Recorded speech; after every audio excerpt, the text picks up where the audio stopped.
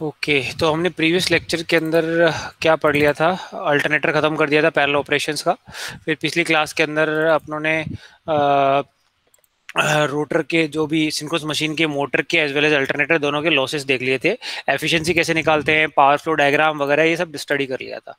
ठीक है, तो ये सारी जो स्टडी हमने की अभी तक, ठीक है, वो किस पे करी है? जो भी इक्वेशन डिराइव करी है, जो भी फेजर डायग्राम बने हैं, सारे के सारे में जो हमारा रोटर था वो किसके लिए था? सिलेंड्रिकल रोटर के लिए था, या फिर नॉन साइलेंट पोल। मैंने आपको बताया था दो टाइप के रोटर होते हैं, साइलेंट पोल और नॉन साइलेंट पोल। जैसे एग्जांपल के तौर पे ये दिख रहा है आपको, अभी ये वाला जो दिख रहा है आपको सिलेंड्रिकल रोटर, इसके लिए सारे फेजर डायग्राम, पैरेलल ऑपरेशन भी, और दूसरा दूसरा अगर बात करें जितने भी वोल्टेज रेगुलेशन के मेथड है, सिंक्रोनस इम्पीडेंस मेथड, वो किसके लिए डिराइव किए हमने? इसके लिए। सिलेंड्रिकल दिख रहा है देखो, तो ये सिलेंड्रिकल वाले रोटर के अंदर या फिर नॉन साइलेंट पोल के अंदर ये जो एयर गैप है इन दोनों के बीच का, वो क्या है? यूनिफॉर्म है। और साइलेंट पोल रोटर के लिए हमने भी डेवलप नहीं किया। क्यों? क्योंकि देखो, ये जो एयर गैप है यहाँ पे, ये यहाँ पे तो बहुत कम एयर गैप है, यहाँ पे इतना ज्यादा एयर गैप है, यहाँ फिर से कम है, यहाँ पे ज्यादा है। तो मेरा जो एयर गैप है वो कांस्टेंट नहीं है किसके अंदर? साइलेंट पोल रोटर के अंदर। जबकि मैंने क्या माना था? सिलेंड्रिकल रोटर के लिए जो एयर गैप है वो कांस्टेंट है, उसके लिए हमने इक्वेशन डिराइव करी है। तो यहाँ अब जो मेन मुद्दा है कि हमें आज इक्वेशन डिराइव करनी है किसके लिए? सिंक्रोनस मशीन करनी है, को पढ़ना है, थ्योरी पढ़नी है कि कैसे वर्क करते हैं, इक्वेशन क्या होती है, उसका फेजर डायग्राम क्या होता है, किसके लिए? साइलेंट पोल, इस मशीन के लिए। ओके, साइलेंट पोल के लिए। तो अब आपको दिख रहा है ये तो मेरा आपका एयर गैप बहुत ज्यादा यहाँ पे कम है। तो अब वही चीज देखनी है। ये कितनी पोल मशीन है? 4 पोल मशीन है। मैं अभी 2 पोल मशीन लूंगा, उसके अकॉर्डिंग हम देखेंगे। चलो, तो अब इसमें डिफरेंस क्या है देखो। दिस इज, ये कौन सा है आपका? साइलेंट पोल है ना? Salient pole rotor. देखो एयर गैप यहाँ पे कितना ज्यादा है, और यहाँ फील्ड वाली एक्सिस पे क्या है? बहुत कम है। तो सबसे पहले मैं एक्सिस डिफाइन कर रहा हूँ यहाँ पे, है ना? ये मैं पहले भी बता चुका हूँ, लेकिन फिर भी आपको वापस रिवाइज करवा रहा हूँ। ये देखो, दो एक्सिस है। एक तो जो फील्ड वाली को दे रखी होगी, ये जो फील्ड फील्ड की एक्सिस होगी, ये देखो, यहीं से एन से बाहर निकलेगा और एन एस से अंदर एंटर करेगा फील्ड। इस एक्सिस को हम कहते हैं डी एक्सिस, और कहते हैं डायरेक्ट एक्सिस, जिसपे फील्ड लाई करती है। ठीक है, अब इसके परपेंडिकुलर ये वाली एक्सिस जो 90 डिग्री बनाती है डी एक्सिस को, इसको हम क्यू एक्सिस कहते हैं। क्या कहते हैं? Quadrature axis. अब अगर हम बात करें साइलेंट पोल के अंदर, सॉरी सिलेंड्रिकल के अंदर, तो क्यू एक्सिस और डायरेक्ट एक्सिस में के अंदर क्या था? यहाँ पे भी एयर गैप सेम था। अगर मैं इसमें बात करूं, देखो क्यू एक्सिस ये वाली हो गई, डायरेक्ट एक्सिस सपोज ये हो गई ना, ये डी एक्सिस है इसके लिए, एन टू एस है ना, यहाँ से निकल रहा है, और ये क्यू एक्सिस है। तो क्यू एक्सिस पे देख लो air gap same, d axis पे भी एयर गैप सेम। जबकि ऐसा केस किसमें नहीं बन रहा है? साइलेंट पोल रोटर के अंदर। तो अब क्या हमने, जब हमने आर्मेचर रिएक्शन कंसीडर किया था, याद करो, आर्मेचर रिएक्शन को x A R fictitious parameter माना था।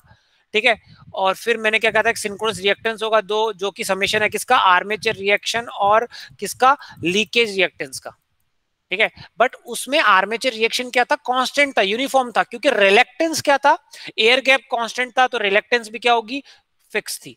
वो रोटर घूम रहा था, उसके अकॉर्डिंग वो चेंज नहीं कर रहा था, यानी रिलेक्टेंस मेरी फिक्स थी। तो आर्मेचर रिएक्शन भी क्या होगा? थ्रू आउट, चाहे कैसे रोटर की कोई भी पोजीशन हो, चाहे यहाँ हो, चाहे यहाँ हो, यहाँ हो, ये घूम रहा है गोल करके, तो उसका आर्मेचर रिएक्शन क्या था? मेरा फिक्स था, क्योंकि एयर गैप फिक्स था, रिलेक्टेंस मेरी फिक्स थी। बट ऐसा, क्या हम उस इक्वेशन में एक्सआर को यहाँ पे कांस्टेंट मान सकते हैं? फिर से नहीं मान सकते, क्योंकि देखो जब मेरा रोटर इस फर्स्ट पोजीशन पे था, डी एक्सिस पे था, तो एयर गैप कितना है? इतना कम। और जैसे ये 90 डिग्री सपोज यहाँ पहुंच गया, यहाँ पे इस पोजीशन में पहुंच गया, ठीक है, तब डी एक्सिस पे जहां पे मेरे को एयर गैप कम मिल रहा था, तो डी एक्सिस पे मेरे को एयर गैप क्या मिलने लग गया? ज्यादा मिलने लग गया, है ना? सॉरी, ये क्वाड्रेचर एक्सिस हो गई, ये क्वाड्रेचर एक्सिस हो गई, क्योंकि क्वाड्रेचर और डी एक्सिस तो चेंज होती जाएगी, है ना? मैंने बताया आपको। अभी अगर इसका बताऊं तो ये मेरी डी एक्सिस है और ये क्वाड्रेचर एक्सिस है। तो क्वाड्रेचर एक्सिस पे हमेशा एयर गैप क्या रहेगा? ज्यादा, और इसमें डी एक्सिस में हमेशा क्या रहेगा? एयर गैप कम। जब ये रोटर घूम के यहाँ पे इस पोजीशन में आ जाएगा, तो डी एक्सिस इस डायरेक्शन में हो जाएगी और क्यू एक्सिस इस डायरेक्शन में हो जाएगी। बट आपने देखा रोटर के साथ चेंज करने की जगह, यहाँ पे जब एयर गैप मेरे को कम मिल रहा था इस पोजीशन पे, अब ज्यादा मिलने लग गया। यानी armature reaction is not constant, तो अब उसको हम एक्स ए आर से रिप्लेस नहीं कर सकते, है ना? तो ये दिक्कत आती है किसके अंदर? साइलेंट पोल के अंदर। तो ये चीज हमें पढ़नी है। तो हम उसका उसका जो फेजर डायग्राम है या फिर एक्स ए आर की जगह क्या लिखें वो देखना है हमें। ठीक है। सो इन सिलेंड्रिकल रोटर, जो सिलेंड्रिकल रोटर को हम जो एक्सप्लेन करते हैं इसकी वर्किंग को, इसके आर्मेचर एमएमएफ को, वो किससे करते हैं हम? Two reaction theory. अब टू रिएक्शन थ्योरी क्या है वो हम पढ़ेंगे अभी, है ना। Two reaction theory, two reaction theory क्यों बोलते हैं देखते हो। अभी आर्मेचर रिएक्शन तो आप तो कहते हो आर्मेचर रिएक्शन तो एक ही होता है भाई, तो आपने टू क्यों लिखा है वो देखते हैं, है ना। क्योंकि हमने आर्मेचर रिएक्शन तो एक ही कंसीडर किया था किसके अंदर? सिलेंड्रिकल रोटर के अंदर। सो इन सिलेंड्रिकल रोटर और non salient pole synchronous machine the air gap is constant.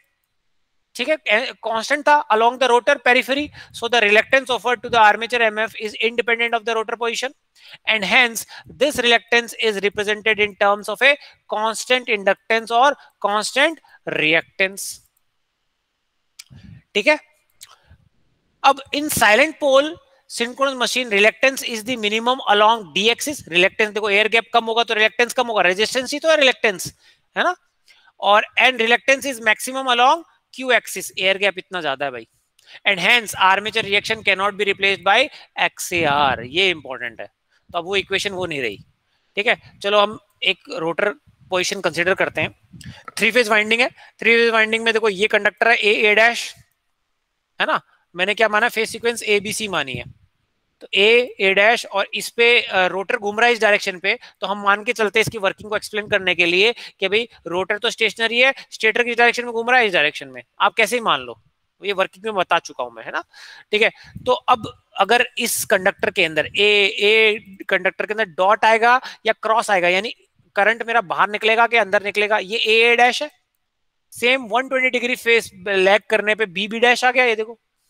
अब इसके 120 डिग्री क्या आएगा? सी सी डैश आ गया, है ना। ये सारी चीजें हम देख चुके हैं, कैसे वाइंडिंग को वाउंड करते हैं, कैसे प्लेस करते हैं। ठीक है। तो अब देखो इस कंडक्टर के अंदर हम देखना डॉट है या क्रॉस। तो देखो फील्ड वाइंडिंग का डायरेक्शन बाहर की तरफ, वी क्रॉस भी होता है डायरेक्शन जानने के लिए, वी क्रॉस बी। वी किस डायरेक्शन में है? इस डायरेक्शन में वी है। और बी किस डायरेक्शन में? ये। तो राइट हैंड थंब रूल से अगर आप देखोगे, राइट हैंड वी किस डायरेक्शन में जाएंगे, अपने फिंगर किस तरफ जाएंगी? इस डायरेक्शन के अंदर। इसमें मूव कर रहा है स्टेटर, ठीक है ना। मैंने ये माना है कि स्टेटर मूव कर रहा है, रोटर मूव कर स्टेशनरी है। तो V क्रॉस बी किस तरफ है? इस डायरेक्शन में। तो अपने फिंगर को इस तरह से कर्ल करो, V की तरफ तो है, कर्ल इस डायरेक्शन में करो। किस डायरेक्शन में कर्ल करोगे, मोड़ोगे? B की डायरेक्शन में। तो जैसे मोड़ते हो थंब की डायरेक्शन क्या पॉइंट करेगी? आपकी करंट की डायरेक्शन को। तो थंब किस तरफ कर रहा है? स्क्रीन से बाहर आ रहा होगा थंब, इसका मतलब डॉट दिख रहा होगा। तो ये इसमें डॉट है तो इसमें क्रॉस। ये सारी चीजें बता चुका हूं मैं, फिर भी एक बार बता रहा हूं आपको कैसे आपने पढ़ी थी। ठीक है। तो इस तरह से मैंने ये डॉट और क्रॉस डिसाइड कर लिए। इसमें डॉट है तो इसके जस्ट इसके बाद में वाले बी वाले में डॉट आएगा, फिर सी में आएगा और डैश वाले में क्रॉस आएगा। ओके। अब एमएमएफ देख लेते हैं, मैग्नेटिक मोटिव फोर्स। मतलब किस तरफ उनकी तरफ से, ये तो हो गया आर्मेचर रिएक्शन, ये तो फील्ड फ्लक्स हुई इस डायरेक्शन में। इस डायरेक्शन में तो क्या हुई? फील्ड फ्लक्स एफ एफ, है ना। आर्मेचर की एमएमएफ देखते हैं। अब आर्मेचर के अंदर करंट फ्लो करने लग गया तो आर्मेचर कंडक्टर की वजह से क्या होगा? एक फ्लक्स प्रोड्यूस होगी। तो देखो ये ए है, ये ए डैश है, ठीक है। तो इस तरह से फिंगर को रोल करो कि भाई इसके अंदर तो फिंगर आपकी पॉइंट क्या कर रही है? इस वाले ए डैश के अंदर तो अंदर की तरफ जा रही है उंगलियां, और इससे बाहर की तरफ जा रही है। तो थंब क्या बताएगा? मैग्नेटिक फील्ड की डायरेक्शन। तो थंब ऊपर की तरफ आ रहा होगा, तो आपका जो आर्मेचर आर्मेचर फ्लक्स है वो कहाँ आएगा? आपका ऊपर की तरफ, इस डायरेक्शन के अंदर। ओके। सिमिलरली जब आप सी सी डैश को देखोगे, देखो ये सी सी डैश है तो इसका परपेंडिकुलर इस डायरेक्शन में। और बी बी डैश को देखोगे, बी बी डैश क्या है? ये वाला, इसका एमएमएफ इस डायरेक्शन में। तो एमएमएफ आपको समझ में आ गया किस डायरेक्शन के अंदर है। Okay. Okay. F A, F B, F C. तो अब देखते हैं कि भी इसके अंदर इंड्यूस ईएमएफ हुआ ई, जिसको हम कहते हैं, जब इस पोजीशन में होगा, जब इस पोजीशन में होगा आपका, इस वाली पोजीशन के अंदर होगा, ठीक है। तो आपकी मैक्सिमम फ्लक्स लिंक नहीं करेगी क्योंकि पैरेलल में है। देखो इस कंडक्टर के, ये आपकी कैसे ऐसे बाउंड है ना, मिनिमम फ्लक्स लिंक करेगी। तो फ्लक्स तो मिनिमम होगी, और हमें जानते हैं कि इंड्यूस ईएमएफ आपकी फ्लक्स के साथ क्या कर रही है? लैग कर रही है 90 डिग्री, यानी इंड्यूस ईएमएफ तो क्या हो रही होगी? मैक्सिमम हो रही होगी इस पोजीशन के अंदर। ये सारी चीजें आप डीसी मशीन में पढ़ चुके हो, है ना। फिर भी मैं आपको यहाँ याद दिला रहा हूँ। तो इस पोजीशन के अंदर आपका जो इंड्यूस वोल्टेज होगी EA वो होगी EM cos ओमेगा टी, हमने मान लिया इसको। तो बताओ B के अंदर इंड्यूस EMF क्या होगी, 120 डिग्री लैग करेगी, तो EM cos omega T -20। EC के अंदर क्या होगी, EM cos ओमेगा टी -240 कर लो या फिर +120 कर लो, एक ही बात है ना। तो ये तो हुआ induced voltages in in conductors में, 3 फेज में, ठीक है। So if initially the poles lie along A dash, है ना, the maximum EMF is induced in A phase of the coil, maximum phase है, ठीक है। Now if the machine has internal power factor, अगर आपको याद होगा इंटरनल पावर फैक्टर क्या होता था, EF, और ये मेरा I था और ये मेरा VT था, है ना। तो टर्मिनल वोल्टेज और आर्मेचर करंट के बीच में जो एंगल बनता है अपना, वो क्या था, power factor angle. But EF induce voltage जो इंटरनल हो रही है, इंड्यूस वोल्टेज और आर्मेचर करंट के बीच में जो एंगल बोलता है उसको हम कहते हैं इंटरनल पावर फैक्टर एंगल, उसको हम किसे रिप्रेजेंट करते हैं, साई। ये सारी चीजें हम देख चुके हैं ऑलरेडी, ओके। नाउ अब इसके बाद में अगर हम देखें करंट की इक्वेशन लिखेंगे, हम जानते हैं करंट क्या करता है, लैग करता है EF को किस किस एंगल से, साई एंगल से, ठीक है। तो IA को हम क्या लिखेंगे, IM cos omega T minus psi. अगर EMF ये था, ओमेगा टी था, तो करंट क्या लैग करेगा इसको, साई एंगल से, तो ओमेगा टी साई हो जाएगा। EB में क्या हो जाएगा, सब में माइनस साई कर दो आप, सी दिस, है ना। तो अब हम देखते हैं omega T is equal to 0, omega T is equal to 0 कौन सा पोजीशन है, ये वाला 0 डिग्री, यानी यहाँ पे अगर ये रोटर इस तरफ डायरेक्शन में घूम रहा है, रोटर जब इस डायरेक्शन में हो जाएगा तो ये सपोज फाई एंगल है, साई एंगल है, इस डायरेक्शन में रोटेट कर रहा था तो साई एंगल कुछ ना कुछ होगा। यहाँ पे जब इनिशियली omega T is equal to 0 था, है ना, तब क्या आएगा, मैक्सिमम इंड्यूस वोल्टेज होगी। तो देखो क्या होगा, at omega T is equal to 0 E is maximum, ये तो मैक्सिमम है EM, बट क्या करंट मैक्सिमम है, तो अगर करंट मैक्सिमम कब होगा, जब ओमेगा साई की वैल्यू क्या आ जाएगी, 0 आ जाएगी, या इस साई की वैल्यू 0 नहीं, सॉरी ओमेगा टी की वैल्यू कितनी आ जाएगी, साई, तभी तो होगा। तो ये is maximum, IA becomes maximum at which angle, omega T is equal to psi, यानी मेरा ये यहां पे आ गया रोटर की पोजीशन, और ये एंगल क्या कहलाएगा, साई। इसको मैं डिस्कस करूंगा, ठीक है। आर्मेचर एमएमएफ तो ऐसी आएंगी, FA ऊपर डायरेक्शन में, FC FB यहां में मैं बता चुका हूं, ओके। तो omega T equal to psi पे क्या क्या आ रही है, देखो IA करंट क्या हो गया, मैक्सिमम किस डायरेक्शन में होगा, जिस डायरेक्शन में आर्मेचर है उसी डायरेक्शन में होगा, ये रहा। फिर IB कितना होगा, अगर आप कैलकुलेट करोगे 120 डिग्री का, वो क्या आ जाएगा, -Im/2। तो -Im/2, अगर Im/2 इस डायरेक्शन के अंदर है, IM इस डायरेक्शन में, तो माइनस किस डायरेक्शन में होगा, उल्टा। तो ये देखो ये यहाँ पे आ गया Im/2, तो या फिर फ्लक्स अगर एमएमएफ के फॉर्म में लिखेंगे तो FM/2। सिमिलरली IC भी क्या आएगा, -Im/2, तो ये भी इधर आ जाएगा, ठीक है। तो कुछ ऐसा बना, ये चीजें हम डिस्कस कर चुके हैं किसके अंदर, आपकी सिंक्रो, आप उसके अंदर रोटेशनल, कैसे हम एक रोटेशनल एमएमएफ प्रोड्यूस करते हैं, ठीक है ना। NS हमारी कौन सी थी, आपकी रोटेटिंग फ्लक्स थी, तो वो कैसे प्रोड्यूस हो रही थी वो याद है आपको, और उसका मैग्नीट्यूड कितना था, 1.5 times of the resultant flux, है ना। तो वहां पे हमने डिस्कस किया था। तो देखो FB इसी डायरेक्शन में, FC की वजह से MMF इस डायरेक्शन में है, और ये एंगल 60 डिग्री बनाएगा। तो इंड्यूस, अगर आप पैरेललोग्राम लॉ से इसको अगर रिजल्टेंट निकालो, तो जो रिजल्टेंट आएगा वो इसी डायरेक्शन में आएगा, और उसकी वैल्यू कितनी होगी, 1.5 FM। ये सारी की चीजें हम डिस्कस कर चुके हैं, जब मैंने आपको प्रूव किया था कि कैसे हमारी आर्मेचर फ्लक्स, सॉरी जो हमारी फील्ड फ्लक्स है वो रोटेटिंग कैसे, है ना। 1.5 जैसे भी हम थ्री फेज सप्लाई देते हैं वैसे 1.5 FM मैक्सिमम, FM क्या है मेरा, मैक्सिमम एमएफ, और इस डायरेक्शन में होगा जब मेरा करंट इस डायरेक्शन में हो, जब करंट मेरा मैक्सिमम हो, omega T equal to psi पे, okay. So EMF becomes maximum at omega T is equal to 0, but current becomes maximum कब बनता है, current maximum at an angle psi, and when IA is maximum the armature MMF is directed along MMF axis of phase है, यही discuss किया हमने, ये रहा, okay. When armature MMF becomes maximum at an angle psi, we have traversed an angle psi in the mechanical domain as well as for two poles, है ना। Mechanical domains में भी ये इलेक्ट्रिकल डोमेन में, और हमने पढ़ा था ना theta electrical is equal to theta mechanical नहीं होता, ये theta electrical is equal to theta p/2 theta mechanical, ये फॉर्मूला पढ़ा था हमने। बट टू पोल मशीन के लिए अगर आपको दिख रहा है तो ये पोल 2 है, 2 से 2 कैंसिल आउट, तो थीटा इलेक्ट्रिकल क्या हो जाएगा, थीटा मैकेनिकल। तो यहाँ पे हमारी मशीन, ये देखो हमारी मशीन कितना ट्रेवल कर गई, देखो ये पहले जीरो डी एक्सिस, सॉरी यहाँ पे जीरो माना था, इनिशियल यहाँ से चालू किया था, साई एंगल घूम गया रोटर इस डायरेक्शन के अंदर, तो उस केस के अंदर इलेक्ट्रिकल एंगल घुमाया था हमने, बट यही एंगल किसके बराबर होगा, इलेक्ट्रिक एंगल और मैकेनिकल एंगल बराबर होंगे, क्योंकि टू पोल मशीन के लिए electrical angle is equal to mechanical angle, यही बताया मैंने आपको। ठीक है, अब देखो डायरेक्ट एक्सिस कौन सी होगी मेरी, ये, ठीक है, डायरेक्ट एक्सिस ये हो गई। तो अब आप एक चीज नोटिस कर रहे हो कि हर जगह आर्मेचर रिएक्शन चेंज कर रहा है, बट ये देखो डी एक्सिस पे एयर गैप मेरा कांस्टेंट है, ऐसे क्यू एक्सिस पे भी मेरा एयर गैप क्या चेंज कर रहा है, लेकिन ज्यादा है, सबसे मैक्सिमम एयर गैप है, बट कांस्टेंट है, सही कह रहा हूं। तो फील्ड फ्लक्स की डायरेक्शन में होगी, इस डायरेक्शन में होगी एफ एफ, ओके।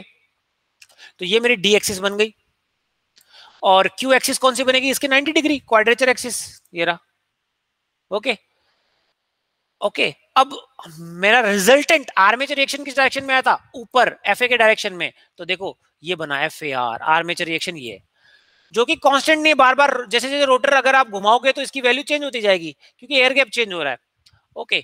तो अब मैंने क्या किया, इस आर्मेचर रिएक्शन को दो दो वेक्टर्स में डिवाइड कर दिया। देखो इसको अगर मैं यहाँ पे तोड़ के इस डायरेक्शन में करूंगा और एक इस डायरेक्शन में करूंगा, तो ये कौन सी एक्सिस है, डायरेक्ट एक्सिस, तो इसको मैंने कह दिया F A D. F A D क्या है मेरा, armature reaction along D axis, है ना, और ये मेरा क्यू है, this is the armature reaction along Q axis. अब मुझे बताओ ये कहीं भी घुमा लो इस मशीन को, एफ ए क्यू के लिए तो एयर गैप क्या रहेगा, यही, तो इसकी वैल्यू क्या रहेगी, फिक्स, और एफ ए डी की वैल्यू क्या रहेगी, ये फिक्स, है ना।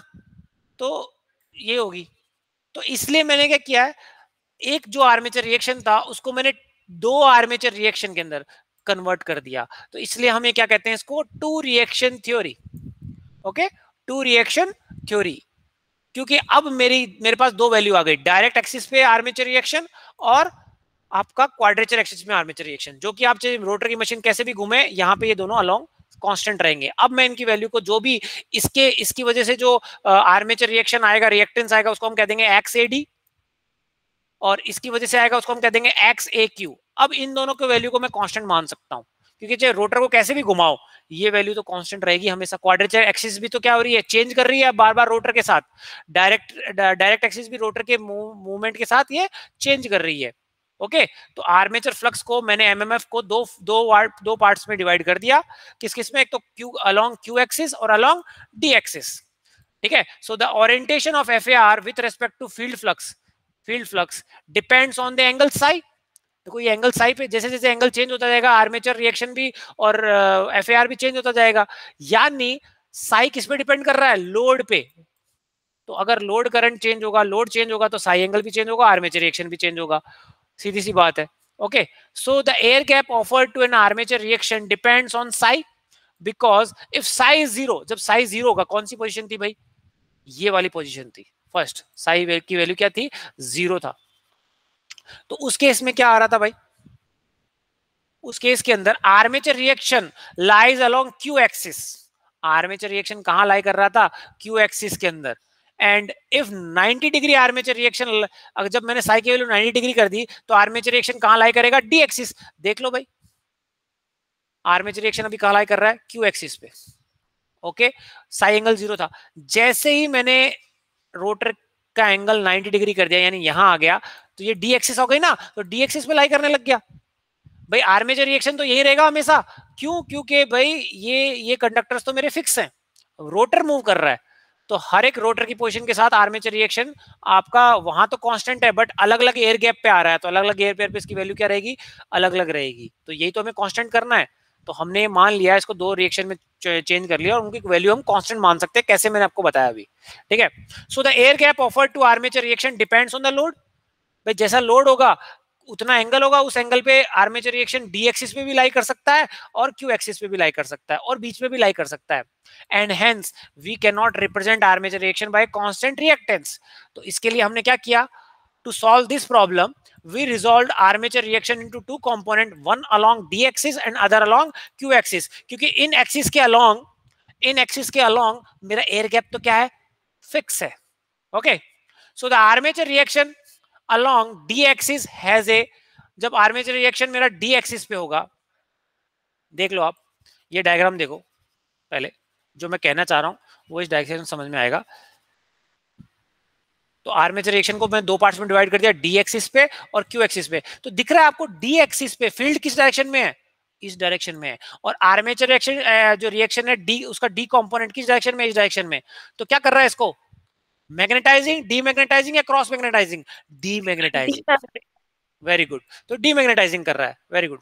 तो अब ये डीमैग्नेटाइजिंग कर दिया. अब दूसरा जो मैंने कंपोनेंट लिया था क्यू एक्सिस पे, ये क्या कर रहा है इसको, ये फील्ड फ्लक्स इस डायरेक्शन में है, इसको क्या कर रहा है, cross magnetise. Very good, cross magnetising कर रहा है.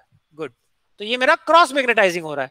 समझ में आया. तो ये यहाँ पे मैंने कंक्लूड कर दिया कि the armature reaction along D axis has a demagnetising nature and the armature reaction along Q axis has a cross magnetising nature.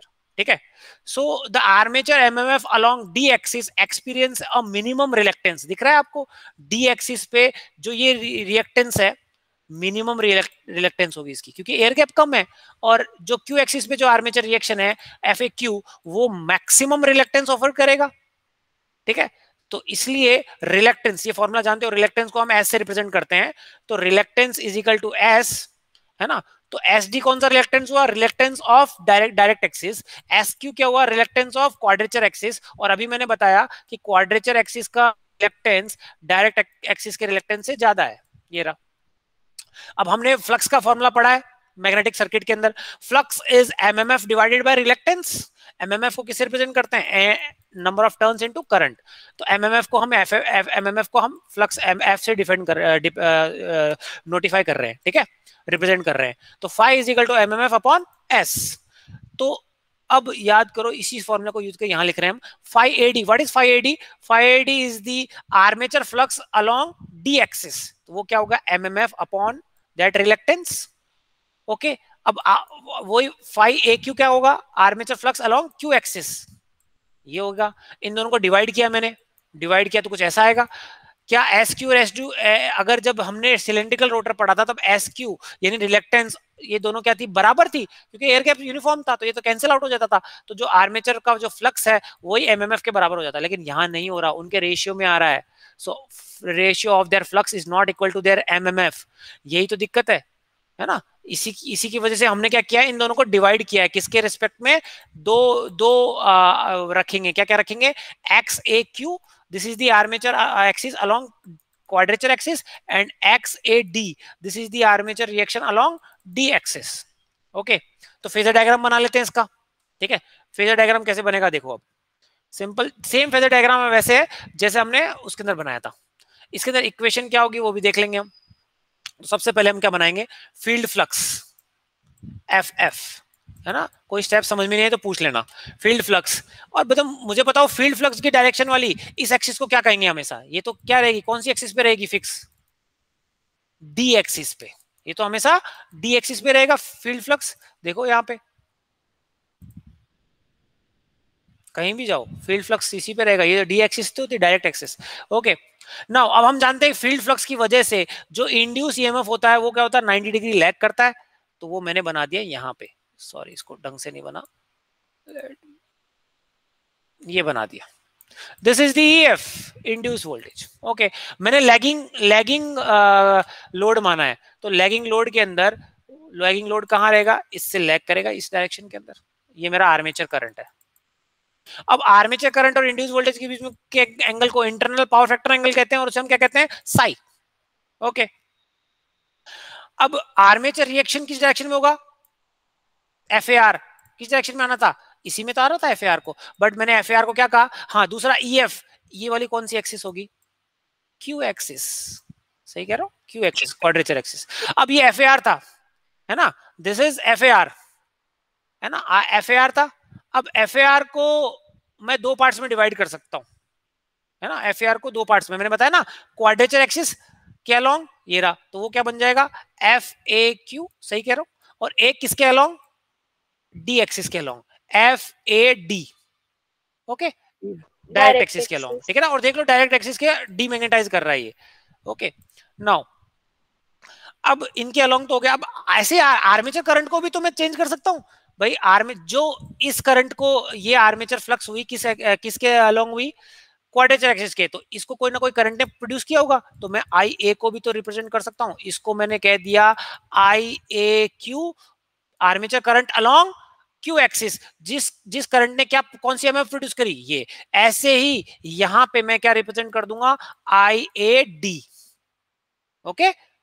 या फिर आई ए डी की जगह सिंपल आई क्यू लिख लो इसको, है ना, हम ए को रिप्रेजेंट नहीं करते, I Q and I D, ये ध्यान रखना। यानी आई ए को मैंने दो वेक्टर्स में तोड़ा है, आई क्यू और आई डी, यानी I a is the summation of, vector summation of I q और आई डी, सही कह रहा हूं, ठीक है। अब ये इस डायरेक्शन में आ गए। अब मुझे बताओ इनकी इनकी वजह से जो इंड्यूस ईएमएफ हो गई वो किस डायरेक्शन में होगी, देखते हैं। एफएडी की वजह से, इस एमएमएफ की वजह से एक एमएमएफ प्रोड्यूस होगी, उसे हम कहते हैं ईएडी, इंड्यूस वोल्टेज। इस एमएमएफ की वजह से इंड्यूस वोल्टेज होगी ईएडी, वो क्या करेगी, इस एमएमएफ को लैग करेगी 90 डिग्री, तो किस डायरेक्शन में आएगा, ये रहा। तो ईएडी कहां आएगा, यहां, सिमिलर है ना। और ई, अब इसकी वजह से क्या करेगा, एफ ए क्यू की वजह से एक ईएमएफ प्रोड्यूस होगी, कौन सी, ई ए क्यू, वो किस डायरेक्शन में आएगा, इससे 90 डिग्री लैग, वो ये रहा, ई ए क्यू, ओके। ई ए क्यू यहां बना लो, या फिर यहां बना लो, बाहर बना लो, ई ए क्यू, ओके। अब एक और लीकेज फ्लक्स होती थी, याद करो हमने पढ़ा था सिलेंड्रिकल रोटर के अंदर लीकेज फ्लक्स होती थी, एफएल, वो किस डायरेक्शन में होती है हमेशा, मैंने बताया था आर्मेचर फ्लक्स और लीकेज फ्लक्स एक ही डायरेक्शन में होती थी, तो एफएल बन गई। तो एफएल की वजह से जो leakage, sorry induce voltage, EMF voltage होगी, किसकी वजह से, लीकेज की, वो क्या होगी, इसको 90 डिग्री लैग, ये रहा, ये आएगा ई ए एल। तो ये डायग्राम बन गया यहाँ पे अपना, ये ऐसे बना डायरेक्ट, ओके, सी दिस, है ना। सारी कैसे बनी मैंने बता दिया आपको यहाँ पे। अब एफ क्या है मेरा, लीकेज एमएमएफ, और ई क्या है, लीकेज एमएमएफ, जो आपकी इंड्यूस वोल्टेज है ना। अब मुझे बताओ ई ए क्यू को, ई ए क्यू कहा है मेरा, ये रहा ई ए क्यू, ये रहा डायरेक्शन। ई ए क्यू क्या कर रहा है, मैंने रेफरेंस करंट को माना है ना, तो ये करंट से लैग कर रहा है 90 डिग्री, तो 90 डिग्री लैग का मतलब माइनस जे, ये रहा माइनस जे, है ना, इनटू, और मैंने क्या किया, इसकी वजह से जो फ्लक्स, जो रिएक्टेंस आएगी उसको मैंने क्या कह दिया, एक्स ए क्यू, तो वो आएगी माइनस जे, करंट कौन सा है, आई क्यू। अगर आई क्यू इस डायरेक्शन के अंदर है, एमएमएफ के डायरेक्शन में करंट जो होता है, सॉरी एमएमएफ होती है वो करंट के डायरेक्शन में होती है, ये रहा, लैग करेगी 90 डिग्री, ये रहा लैग कर रही है, तो अगर ई ए क्यू लिखना चाहूं तो क्या आएगा, minus J I Q into F A Q, sorry x A Q, है ना। एक्स ए क्यू क्या हो गया मेरा, armature reaction along Q axis. अब सिमिलरली ईएडी लिख लो भाई, ईएडी नीचे है, लैग कर रहा है देखो आईडी करंट को, तो क्या आएगा, minus J I D x A D, okay, x A D, है ना। ये कहां से आया सब कुछ, ये जैसे हमने सिलेंड्रिकल रोटर के लिए किया था, बस वहां पे एक एमएमएफ थी, कौन सी, एफ ए आर, यहां पे मेरी दो हो गई, okay. Now, so the armature MMF is divided into two components along D axis and the other along Q axis. Each of these MMF is responsible for inducing an EMF which lags the respective MMF by 90 degree, and hence we can define two EMF, EAD and EAQ. ये define कर रखे हैं हमने, ये EAQ और EAD, okay. वहां पे एक ही EMF थी अपनी, क्या थी, E, जो भी, वो कैसे आई थी आपकी, माइनस जे, जो करंट था, ए करंट, आर्मेचर करंट, और एक्स ए आर, अगर याद होगा तो, ठीक है ना, सिंक्रोनस, सॉरी इसमें सिलेंड्रिकल में। चलो अब फेजर डायग्राम बनाते हैं वापस से, इन इन इन इन इनको कंसीडर करके, है ना, ढंग से, जो फेजर डायग्राम है सिंपल सा, इसको इसी पे बनाते हैं, फ्रेश पेज पे, ओके। नाउ सबसे पहले क्या करोगे आप, वही चीज, इंड्यूस ईएमएफ, फील्ड फ्लक्स, है ना, और ये किस पे होगी, डी एक्सिस पे,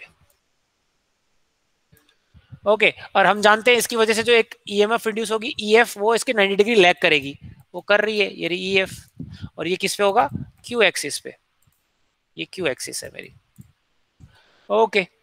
नाउ अब इसके बाद में EF, ये EF आ गया इंड्यूस वोल्टेज। इसके अंदर क्या हुआ अब इंड्यूस वोल्टेज के अंदर, यहां देखेंगे इंड्यूस वोल्टेज के अंदर ई के EF के अंदर ये माइनस JIQ किस डायरेक्शन के अंदर है, इस डायरेक्शन के अंदर है, तो इसको यहां पे ऐड कर दे, ये रहा, ये ऐड किया मैंने। ओके, इसकी ये वैल्यू क्या है, EAQ है ना, EAQ माइनस J, इसकी वैल्यू क्या है IQ, और XAQ। ओके, ये तो हो गया। दूसरा, इसके अंदर क्या ऐड करना है, EAD ऐड करना है ड्यू टू डायरेक्ट एक्सिस, तो वो कहां ऐड होगा, नीचे की डायरेक्शन पे है, तो ये रहा नीचे की डायरेक्शन में ऐड कर दिया मैंने, that is equal to EAD, और इसकी वैल्यू हम देख चुके हैं -JID XAD। ओके, और आर्मेचर करंट तो मैंने बना पहले बनेगा, लैगिंग लोड था, ठीक है, तो उसको हम बना देते हैं ब्लैक कलर से, चलो ये बना दिया मैंने, आर्मेचर करंट IA, और ये एंगल क्या होगा साई, ये तो बन चुका था। ओके, अब दूसरा इसके बाद में क्या होगा, कौन सी फ्लक्स आएगी ये बताओ, ये वाली फ्लक्स EAL, लीकेज फ्लक्स इस डायरेक्शन में है, तो ये देखो EAL, ये हमेशा क्या होती है, करंट के डायरेक्शन से लैग कर रही है, देखो EAL, तो ये चाहे ऐसे इसको देख के बना सकते हो, इधर इस तरफ, तो ये इधर बना दी, एक मिनट, है ना, परपेंडिकुलर EAL हो गई। अब आर्मेचर करंट के अंदर आर्मेचर वो होगा आपका रेजिस्टेंस की वजह से IARA ड्रॉप होगा, तो माइनस IARA होता है ना, माइनस IARA होता है, तो माइनस IARA, IA तो इस डायरेक्शन में, माइनस IARA क्या होगा, इसी फेज में होगा, इसके पैरेलल में, बट वो इस डायरेक्शन में होगा, इसकी वैल्यू होगी -IARA। अब जो रिजल्टेंट आया, दैट इज माय VT, ये रहा VT, ये VT है, तो ये एंगल क्या हुआ, अब ये तो डेल्टा हुआ, और ये एंगल क्या हुआ 5 पावर फैक्टर एंगल, तो इस तरह से ये डायग्राम बना, ये वाला एक कौन सा, ये वाला, देखो समझ में आया। जब सिलेंड्रिकल पढ़ रहे थे, सिलेंड्रिकल में ये दोनों आर्मेचर, ये दोनों नहीं थे, इन दोनों की जगह बजाय बजाय क्या था, सिर्फ एक आर्मेचर रिएक्शन की इंड्यूस वोल्टेज थी, कौन सी थी, वो कुछ ऐसे आती थी, एक इसी डायरेक्शन में आती, जो EL डायरेक्शन था उसी डायरेक्शन में आ रही थी, है ना, याद आया आपको जब मैंने वहां फेजर डायग्राम बनाया था, ठीक है। सो सी दिस, अब अगर इसको हम इक्वेशन के फॉर्म में लिखें तो कुछ आएगा, ये रहा VT is equal to EF plus EAQ plus EAD plus EAL minus IARA, देखो ये बना दिया यहाँ पे, ये लिख दिया मैंने। ओके, अब EAQ क्या होता है, माइनस जे IQ XAQ minus JID XAD, है ना, और EAL क्या होता है, -JIA XAL माइनस IARA, ये सारा पढ़ चुके हैं। What is XAQ, XAQ is the armature reaction along armature reactance along Q axis, XAD क्या है, आर्मेचर रिएक्शन अलोंग आपका D एक्सिस। ओके, तो अब इसमें एक और चीज ऐड की है मैंने, जो EAL था, EAL तक क्या था अपना आई आपका, उसको हमने लिखा IAXAL, और मैंने क्या बताया, IA को मैं क्या लिख सकता हूँ, IA को लिख सकता हूँ ID प्लस IQ वेक्टर के फॉर्म में, तो मैंने क्या किया, इस IA की जगह ओपन कर लिया, और इसकी जगह भी मैंने क्या कर दिया, ID प्लस IQ लिख दिया, डायरेक्ट एक्सिस करंट और क्वाड्रेचर एक्सिस करंट, तो वो पुट करते कुछ ऐसा आया, इसको रीअरेंज किया, सिंपल मैथमेटिक्स बची है। मैंने क्या किया, EF कर लिया, IQ के ब्रैकेट में अब आ गया XAQ plus XAL। What is XAQ, ढंग से समझना, XAQ था, अगर याद आ रहा होगा तो आपको कुछ मैंने ऐसे लिखा था, XS लिखा था, सिंक्रोनस रिएक्टेंस डिफाइन किया था मैंने वहां पे सिलेंड्रिकल रोटर में, वो क्या था, armature reaction plus leakage reactance का समेशन था, उसको हमने सिंक्रोनस रिएक्टेंस किया था। तो यहाँ पे क्या है, armature reaction along Q axis plus leakage reactance को मैंने क्या कह दिया, XQ, synchronous reactance along Q axis, ऐसे ही ये क्या हो गया, synchronous reactance along D axis. तो अब ध्यान रखना, XD क्या है, direct axis synchronous reactance, XQ क्या है, क्वाड्रेचर एक्सिस सिंक्रोनस रिएक्टेंस। वहां पे सिलेंड्रिकल के अंदर ये इक्वेशन 2 की जगह सिर्फ एक ही आती थी, क्या आती थी, -JIA आता था, याद आ रहा होगा आपको, है ना, बट हमने 2 पार्ट्स में कर दिया, ये डेरिवेशन है ना, ये आपको जो फाइनल कंक्लूजन आएगा वो याद रखना, डेरिवेशन भी अगर आपके अभी तो R2 एग्जाम होंगे नहीं तो कोई दिक्कत नहीं है। चलो नाउ नेक्स्ट, अब आईडी और आईक्यू क्या क्या लिख सकता हूं मैं, मुझे बताओ। देखो ये साइन, ये साई एंगल है। आईक्यू को क्या लिख सकता हूं, आई ए इस डायरेक्शन में। आईक्यू को क्या लिख सकता हूं, आईक्यू को लिख सकता हूं आई ए कॉस साई, है ना। ऐसे ही आई, ये आई डी है, डायरेक्ट एक्सिस है ना आई डी। डायरेक्ट एक्सिस को क्या लिखेंगे, आई ए साइन साई, देख लो। तो ये याद रखना हमेशा, I D I A sine psi, I Q I A cos psi. Okay now ये हमने देखा था। इंडक्टेंस एल, जो रिएक्टेंस होती है वो क्या होती है, एन स्क्वायर बाई रिलेक्टेंस होती है। और अब मैंने बताया कि डायरेक्ट एक्सिस और डायरेक्ट एक्सिस का रिलेक्टेंस कम होता है क्वाड्रेचर एक्सिस से। तो देखो अगर नीचे, अगर ऐसा नीचे नीचे बना हुआ है, तो अगर ये ऐसा है तो इसका रिलेशनशिप क्या आएगा इंडक्टेंस का, direct axis inductance is greater then quadrature axis, क्योंकि ये इनवर्सली प्रोपोर्शनल है ना, इसलिए इसका उल्टा हो जाएगा। सिंपल एप्टीट्यूड है ये तो अगर ये इंडक्टेंस है तो रिएक्टेंस भी क्या होगा, ऐसे। इसको ही हमने क्या दिया, x D greater than X Q. तो ये हमेशा याद रखना, डायरेक्ट एक्सिस का रिएक्टेंस आपका क्वाड्रेचर एक्सिस के रिएक्टेंस से ज्यादा होता है। कंफ्यूज मत हो जाना, आप सोचोगे कि भाई डायरेक्ट एक्सिस तो ये रहा, इसका तो रिलेक्टेंस क्या है, बहुत कम है, तो इसका तो एक्स डी कम होना चाहिए। नहीं, उल्टा होता है, reluctance is inversely proportional to the reactance, है ना। तो ध्यान रखना, तो X D is greater than X Q. कहां से प्रूव किया, यहां से, ये ध्यान रखना। ओके एयर गैप उल्टा होता है, एयर गैप, अगर एयर गैप का कोई बोले तो डायरेक्ट एक्सिस में एयर गैप कम होता है और क्वाड्रेचर एक्सिस में एयर गैप कम होता है, सॉरी ज्यादा होता है। ओके तो ये इक्वेशन, इसी इक्वेशन को मैंने रीअरेंज किया वापस और यहां लिखा है, see this, Vt is equal to E F minus J I I Q x q j I D x d I A R a. अब आपको पता होना चाहिए हर टर्म। Vt टर्मिनल वोल्टेज है मेरी, ई एफ मेरी इंड्यूस वोल्टेज है, आई क्यू क्या है मेरा क्वाड्रेचर एक्सिस करंट है, एक्स क्यू मेरा क्या है क्वाड्रेचर एक्सिस रिएक्टेंस, है ना। और आई डी मेरा direct axis current, x D क्या मेरा है डायरेक्ट एक्सिस सिंक्रोनस रिएक्टेंस, आई ए आर्मेचर करंट और आर ए मेरा आर्मेचर रेजिस्टेंस। अब इसको सिंप्लीफाइड डायग्राम प्लॉट कर लेते हैं। अब ये इक्वेशन आ गई, है ना। इस इक्वेशन से तो ये आया था, अब इसका इस इक्वेशन जो ये आई, इससे simplified direction phasor diagram plot कर लेते हैं। ठीक है, तो देखो क्या आएगा, फिर से इसी में प्लॉट करते हैं। लेट मी रीलोड दिस, यहां बनाते हैं, है ना। इक्वेशन लिख लेते पहले। इक्वेशन आई हमारी, Vt is equal to E F, है ना, वेक्टर में है सारी, Vt is equal to E F minus J I Q x Q, okay, minus J I D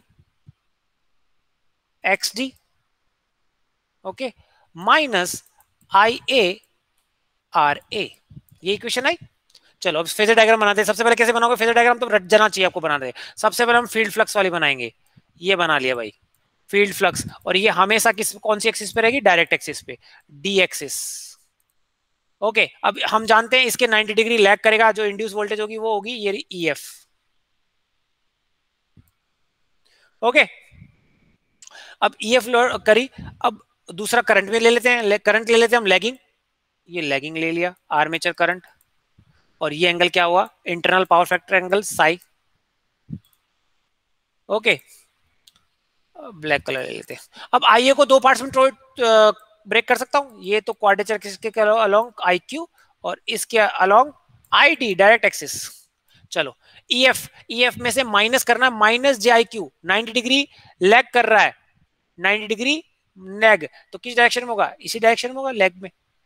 तो ये बन जाएगा मेरा आई क्यू एक्स क्यू, ठीक है। फिर इसके 90 degree I D x T degree, I D 90 degree lag यानी नीचे की तरफ, इसका नीचे लैग तो नीचे की तरफ होगा ना, लैग नीचे पिछड़ा हुआ, तो उसको यहां ऐड कर दिया मैंने, I D x D. Okay अब minus I R A, minus I R A मतलब इसी डायरेक्शन में, आई ए प्लस आई आर ए तो इस डायरेक्शन में होगा, माइनस आई आर ए इस डायरेक्शन में होगा, इसको उठा के यहां रख दो, minus I A R a. अब जो रिजल्टेंट आया वो क्या आया मेरा, वी टी, ये रहा, ये बना दो। ये सिंप्लीफाइड डायग्राम ये बनाते हैं हम मैक्सिमम। ये मेरा डेल्टा एंगल लोड एंगल, और ये एंगल मेरा पावर फैक्टर एंगल फाई, है ना।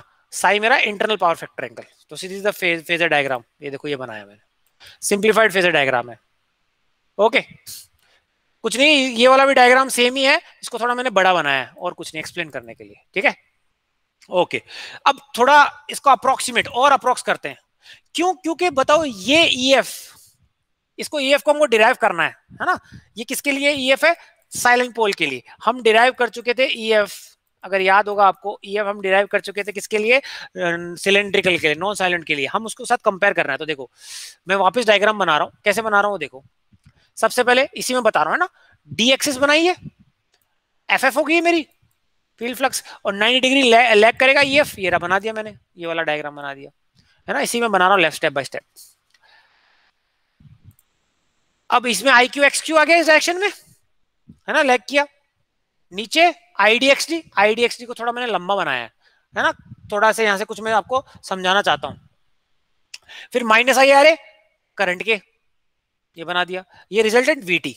ये डायग्राम और ये डायग्राम सेम है, बस मैंने कुछ नहीं किया है, आईडीएक्सटी को थोड़ा एक्सटेंड किया है ना, थोड़ा समझाने के लिए। अब देखो क्या है, ये साई एंगल है ये वाला, अब देखना ढंग से। मैंने क्या किया है, मैंने यहां से ईएफ का एक पॉइंट ले लिया, ऐसा पॉइंट लिया है जो इस सी पॉइंट पे, ये वाले सी पॉइंट पे या फिर आई आर ए पे, जो आर्मेचर करंट का जो है, ये जो फेजर है आई आर ए ड्रॉप है, इस पे 90 डिग्री एंगल बनाए। मैं यहां से भी ले सकता हूं, अगर यहां से लिया तो ये तो 90 डिग्री नहीं बनाएगा, 90 डिग्री से कम बनाया। मैंने यहां से लिया है, ए पॉइंट से लिया है। ओके, क्यों लिया मैं कुछ बताना चाहता हूँ, है ना, देखना डेरिवेशन कर रहे हैं बहुत सिंपल। यानी ए यहाँ पॉइंट लिया है, उस पॉइंट को हमने कह दिया E F dash E M F. तो मुझे बताओ ई एफ डैश जो अपनी ओरिजिनल ई एफ थी उससे क्या है, कम है, कितना कम है? A D distance, D A distance कम है, देख लेंगे हम, वो उसको निकालेंगे। अभी तो समझ में आया ई एफ डैश कैसे पॉइंट नोटिफाई किया मैंने, वैसा पॉइंट नोटिफाई किया जो सी इस पे 90 डिग्री बना रहा है, सी पे नहीं सॉरी, इस पे आई ए आर ए पे, है ना, 90 डिग्री ये देखो बना रहा है। फिर यहां सी पॉइंट से एक पैरेलल मैंने लाइन खींची जो ई एफ पे 90 डिग्री बना रहा है। समझ में ना ये ट्राइंगल कैसे बनाया? तो अब देखो एक ट्राइंगल बन गया। अब कौन कौन सा? ए बी सी, है ना, और इस एंगल को मैंने कह दिया साई। भाई आप तो कह रहे हो यानी ये एंगल किसके बराबर होगा, इसके। कैसे होगा? तो देखो ये एंगल, ये वाला, ये वाला जो ये लाइन है, ये वाली लाइन, ये कैसी बनाई आपने? परपेंडिकुलर टू आई ए, ये परपेंडिकुलर टू आई ए बनाई है ना। तो परपेंडिकुलर टू आई ए आप बना लो, बना लो, आया परपेंडिकुलर टू आई ए, ये बना ली मैंने परपेंडिकुलर टू आई ए। ये इधर बनाओ चाहे इधर बनाओ, एक ही बात है। अब नेक्स्ट कौन सी लाइन बनाएंगे मैंने? ये वाली लाइन। ये कैसे बनाएंगे? Perpendicular to vertical. वर्टिकल क्या है? E F. तो परपेंडिकुलर टू वर्टिकल बना लो आप, ऐसे बना लो, ये परपेंडिकुलर है ना। तो मुझे बताओ जो एंगल होगा, ढंग से सुनना क्या बनाओ, मैथमेटिक्स का इन्वॉल्व है यहाँ पे। The angle between the perpendicular to I A और perpendicular to E F, perpendicular के बीच में जो एंगल हो रहा है वो क्या है होगा? सेम एंगल होगा नॉर्मल आर्मेचर करंट और ईएफ के साथ। तो वही तो, यही तो हो रहा है। आई उनके किसके, आई के और ई, ये ई है ना, ई इस डायरेक्शन में इतना एंगल आ रहा है साई। तो अगर इनका इनके ऊपर परपेंडिकुलर बनाता हूं, ओके, परपेंडिकुलर बनाता हूं, ये बनाया और है ना, परपेंडिकुलर बनाया यहाँ पे इस डायरेक्शन के अंदर, इसका परपेंडिकुलर इस डायरेक्शन के अंदर बनाया यहाँ पे, है ना। ओके, तो जो एंगल एक्सटेंड होगा, जो एंगल एक्सटेंड होगा वो किसके बराबर होगा? साई। सेम। तो इन दोनों के बीच में अगर साई एंगल है, नॉर्मल उनका जो इंटरसेप्ट है उनके बीच में अगर एंगल साई है, तो उनके परपेंडिकुलर के बीच में भी जो एंगल एक्सटेंड होगा वो क्या होगा? साई। तो इससे ये साई आ गया, ये ध्यान रखना। ओके, तो बस इतना आ गया। अब अपनी मैथमेटिक्स चालू होती है, सिंपल। तो देखो ये साई आ गया, तो मुझे बताओ ये अगर मैं बात करूं, पहले बात करूं ए और सी, ये क्या हाइपोटेन्यूस है ना, और बीसी। अब मुझे बताओ बीसी की लेंथ क्या है? बीसी की लेंथ है I Q x Q, parallel में। ओके, बीसी है मेरा आई क्यू एक्स क्यू। तो मुझे बताओ ए सी, अगर मैं ए सी को लिखना चाहूं, है ना, ए सी और बीसी में रिलेशनशिप आएगा वो कुछ ऐसा आएगा ट्रिग्नोमेट्रिक लॉ से, A C is equal to B C by cos psi. सही कह रहा हूं? A C is equal to B C by cos psi. तो अब देखो बीसी की जगह क्या लिखा मैंने? आई क्यू एक्स क्यू, और ये कॉस साई। और हम एक चीज पढ़ चुके हैं, आई क्यू क्या होता है, I S cos psi, I D क्या होता है, आई एस साइन साई। कहां से आया, चाहिए यहां से निकाल लो। आई क्यू क्या है मेरा, आई ए कॉस साई, और आई डी क्या है, आई ए साइन साई।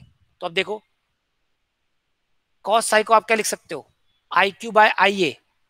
तो आई क्यू बाय आई ए लिखोगे तो आई क्यू से आई क्यू कैंसिल आउट, क्या बच जाएगा, ये ए सी आ जाएगा, आई ए इंटू एक्स क्यू। कहां से डिराइव किया, यहां से किया। देख लो आप, ये वाली इक्वेशन और ये वाली इक्वेशन को मैंने कंपेयर किया है ना। या फिर आई ए की जगह लिख लो I Q by cos sine, एक ही कर लो। I Q by cos sine को क्या लिख सकता हूं मैं यहां से, आई ए, ये लिख दिया मैंने। तो ए सी की इसकी वैल्यू क्या आ गई मेरे पास, आई ए, है ना, एक्स क्यू। समझ में आया, ये आ गया, ठीक है, ध्यान रखना ये मेरे पास आ गया। ओके, दूसरा और चीज देख लेते हैं हम। ये इसकी लेंथ पता है आपको, यहां से डी से लेके बी तक क्या है, आई डी एक्स डी। अब मुझे क्या निकालना है, ई, ये निकालनी है, ए डी, डी ए निकालना है ना, ए डी निकालना है। तो एडी की वैल्यू, एडी की वैल्यू क्या होगी, this B D minus A B. सही कह रहा हूं, ये देखो डीबी, एडी, एडी की वैल्यू क्या रखी है, डीबी, ये डीबी पूरा है, माइनस ए बी इतना नीचे। ठीक है ना, समझ में आ रहा है, सिंपल मैथमेटिक्स है। ओके, तो अब हम जानते हैं ये ए बी को मैं क्या लिख सकता हूं, ए सी साइन साई लिख सकता हूं।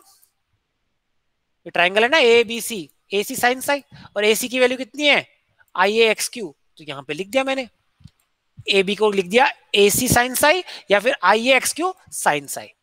डीबी, डीबी क्या है, आई डी एक्स डी, ये लिख दिया I D x D. Okay, अब फिर से देखो, आई ए साइन साई को क्या लिख सकता हूं मैं, आईडी। तो आईडी लिख दो। तो फाइनली एडी की वैल्यू क्या हो जाएगी, इसी को मैंने किया है, I D into X D minus X Q. ये ध्यान रखना, एडी ये इधर से आ गया। ठीक है, अब क्या लिखना चाह रहे हैं वो देख रहे हैं। अब इस फेजर से, इस फेजर से, इस फेजर से अगर मैं ई एफ डैश की इक्वेशन लिखना चाहूं, सॉरी ई एफ डैश की, है ना, मैं किसकी नहीं लिख रहा हूं, हमारी ओरिजिनल जो इंड्यूस वोल्टेज है वो तो क्या है, वो तो ये है, ढंग से समझना, वो तो है ई एफ। बट मैं ई एफ डैश की इक्वेशन लिखना चाहता हूं, तो ई एफ डैश क्या आएगा बताओ, ई एफ डैश आएगा वी टी, ओके, इस डायरेक्शन में माइनस आई आर ए, इस डायरेक्शन में, ऊपर की तरफ डायरेक्शन में क्या आ जाएगा, plus I R A, plus I R A. ये क्या है, इसके 90 डिग्री लीड कर रहा है, तो plus J A C, A सी की वैल्यू कितनी है, आई एक्स क्यू। तो ये इक्वेशन बन गई, देखो E F dash is equal to V T plus I R A plus J I X Q. ये आपको कुछ जानी पहचानी इक्वेशन लग रही है क्या, अगर याद आया सिलेंड्रिकल रोटर के अंदर यही इक्वेशन थी, E F is equal to V T plus I A R A, है ना, plus J I A X S. ये था एक्सेस, क्या था, सिंक्रोनस रिएक्टेंस। यहाँ पे एक्स क्यू है, एक्स क्यू क्या है, synchronous reactance at Q axis, okay, at Q axis. तो सिमिलर, देखो ये इक्वेशन क्या है, similar to cylindrical rotor machine with X S is equal to X Q. तो यानी जो इक्वेशन हमने सिलेंड्रिकल रोटर की याद करी थी उसी को याद रखो, और उसके अंदर एक्स क्यू की जगह, सॉरी एक्सेस की जगह क्या पुट कर दो, एक्स क्यू। समझ में आया। तो अगर ऐसा है तो हमने ई एफ डैश, यानी वहां पे हमने ई एफ की इक्वेशन भी डिराइव करी थी, वो वोल्टेज रेगुलेशन में वो कुछ क्या आई थी, ऐसी तो आई थी, V T cos phi plus I R A का square plus V T sine phi plus I A X S, X S की जगह क्या पुट करोगे, एक्स क्यू, ये पुट किया, का स्क्वायर का हाफ। Equation number 1। तो आपको अलग से इक्वेशन की याद रखने की जरूरत नहीं है, आपको ई एफ डैश कैलकुलेट हो जाएगा यहां से पुरानी सिलेंड्रिकल रोटर इक्वेशंस में। उसमें सिर्फ करना क्या है, एक्सेस की जगह क्या कर दो, x Q. Okay, ten Sai क्या होता है, वहां पे डिफाइन किया था, ये वाला कंपोनेंट डिवाइडेड बाय ये वाले कंपोनेंट में। ठीक है, थर्ड इक्वेशन, पहली इक्वेशन, सेकंड इक्वेशन, ये तो सिलेंड्रिकल रोटर की तरह ही है। थर्ड इक्वेशन, साई की वैल्यू क्या है, डेल्टा प्लस फाई, ये दिख रहा है ना, साई की इक्वेशन क्या है, डेल्टा प्लस फाई, ये ध्यान रखना है। ओके, अब दूसरा, अब आप देखो, आप तो कहोगे कि सर ये तो हमें तो induce voltage synchronous, sorry salient pole के अंदर हमें क्या मिली, हमें मिली EF, बट आप तो कह रहे हो EF डैश का कैलकुलेशन क्या है। नोट, कोई दिक्कत नहीं है। आप मुझे बताओ EF डैश इस डायरेक्शन में है, ओके, और EF भी किस डायरेक्शन में है, इस डायरेक्शन में है, और AD भी किस डायरेक्शन में है, इसमें। तो तीनों के तीनों सेम फेज में है, तो तीनों का क्या हो जाएगा, सिंपल मैथमेटिक्स नॉर्मल वेक्टर की जगह सिंपल एडिशन हो जाएगा। See this, EF dash, AD and EF are all lie along the same axis and hence we can directly add EF dash and AD to obtain EF।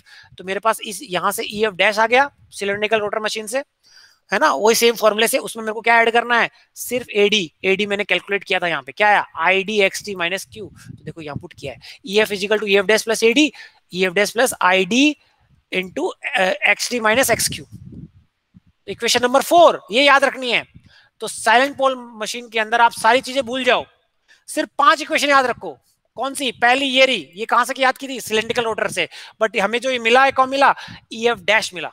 Second equation tensile, third ये, fourth हमें EF calculate करना है, तो उसमें आप ID into XT minus XQ कर लो, जो भी आपने यहां से कैलकुलेट करी, है ना। सिलेंड्रिकल रोटर की जो इक्वेशन है उसके अंदर बस एक्सेस की जगह क्या पुट करना है, XQ।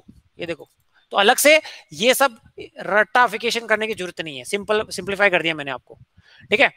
तो फिर ये तो हुआ आपका स्केलर इक्वेशन, ठीक है।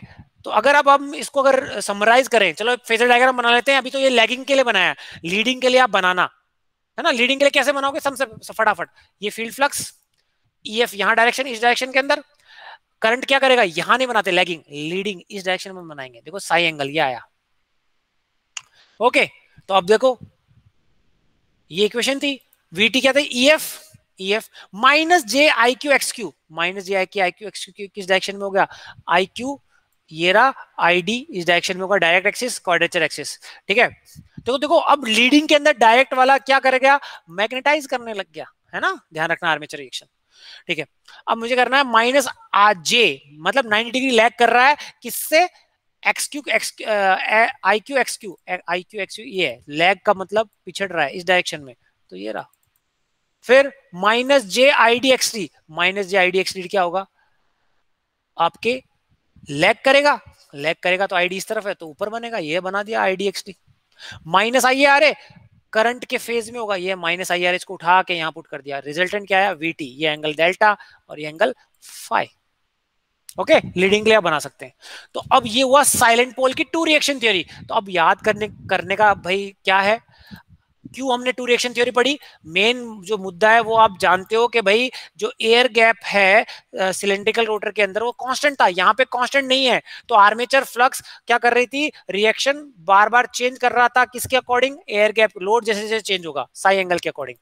तो हमने क्या किया, उस आर्मेचर रिएक्शन को दो पार्ट्स में डिवाइड कर दिया। एक तो आर्मेचर रिएक्शन डायरेक्ट एक्सिस जहां पे एयर गैप मिनिमम होगा, एक क्वाड्रेचर एक्सिस जहां पे एयर गैप क्या होगा, ये चार पोल के लिए क्वाड्रेचर एक्सिस ये वाली आ जाएगी, है ना, ध्यान रखना।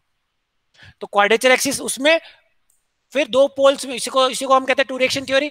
अब याद रखने वाला चीज ये है कि भाई कैसे याद रखोगे, आपको कुछ नहीं करना, जो इक्वेशन हमने डिराइव करी थी सिलेंड्रिकल रोटर में वहां पे हमको क्या करना है, XS सिंक्रोनस रिएक्टेंस की जगह हमें क्या पुट करना है, XQ synchronous reactance along Q axis, वही फॉर्मूला सेम आ जाएगा। और साथ साथ यहां से जो फॉर्मूला आएगा वो आएगा EF डैश। मुझे जब EF निकालना है तो वो क्या होगा, EF होगा EF dash plus ID XD minus XQ। अब तो आराम से फॉर्मूला सॉल्व कर सकते हो, ID निकाल सकते हो कहां से, ID क्या होती है, IA साइन साई, ऐसे ही IQ क्या होता है, IA cos psi, XG XQ दे रखा होगा आपको, direct axis synchronous reactance, quadrature axis synchronous reactance, ठीक है, समझ में, बहुत सिंपल है ये, ठीक है। तो ये हम लेक्चर यहीं एंड करते हैं, ओके, प्लीज इनको रिवाइज करना, ओके। 2-3 क्लासें और लगेंगी अपनी सिलेबस खत्म करने के लिए, अभी फटाफट मैं खत्म तो कर दूंगा लेकिन कोई मतलब नहीं है, इसलिए स्लो चल रहा हूँ ताकि आप आराम से इसको रिवाइज कर सके। So let me stop the recording.